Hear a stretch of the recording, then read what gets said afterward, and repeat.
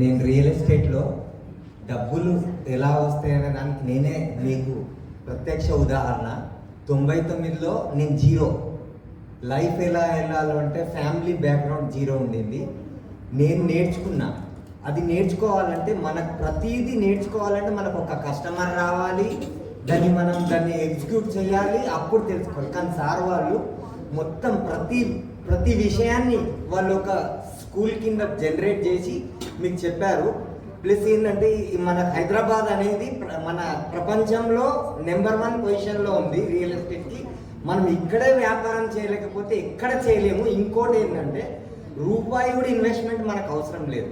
ఇందులో రూపాయి కూడా ఇన్వెస్ట్మెంట్ ఒక మనం షాప్ పెట్టాలంటే ఒక షాప్ తీసుకోవాలి, మనకు ఒక 3 నెలల నుంచి 6 నెలల అడ్వాన్స్ అంటే ఒక 2 లక్షల రూపాయలు అడ్వాన్స్ ఇవ్వాలి. అడ్వాన్స్ ఇచ్చాక మన ఇన్వెస్ట్మెంట్స్ మనకు లైఫ్ టైం సంపాదించుకున్న డబ్బు తెచ్చి షాప్లో కూర్చోవాలి.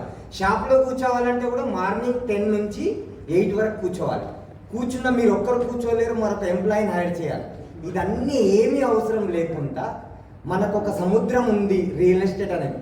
దాంట్లో మీరు స్పూన్ పెట్టి తీసుకుంటారా, మీరు ఒక 5 HP మోటార్ పెట్టుకుంటారా, మీరు 25 HP మోటార్ పెట్టుకుంటారా అనేది మీ ఆప్షన్. నేను ఆల్రెడీ 50 HP మోటార్ పెట్టుకున్నా, మంత్లీ 10 lakhs సంపాదిస్తున్నా రియల్ ఎస్టేట్లో. మీరు కూడా అలానే సంపాదించుకొని నా తోటిగా రావాలని నేను కోరుకుంటున్నా. School of real estate Raj Kumar సార్కి, చంద్రశేఖర్ సార్కి చాలా చాలా థ్యాంక్స్. ఎందుకంటే నేను అవన్నీ ఫస్ట్ నుంచి తప్పులు ఏమేమి చేశానో నేను అందులో ఇంట్లో రీకలెక్ట్ అయ్యాను. నేను నెక్స్ట్ లెవెల్లో దాన్ని కూడా అడాప్ట్ చేసుకొని ఇంకా పాలిష్ అవి నెక్స్ట్ లెవెల్లో నేను అంటే దుబాయ్లో కానీ అమెరికాలో కానీ ఒక మనకేంటంటే మనం 10,000 రూపాయలు డీల్ చేసినా సేమ్, 10 కోట్ల డీల్ చేసినా సేమ్, కానీ మన కమిషన్ పర్సెంటేజ్ అనేది డిఫరెంట్.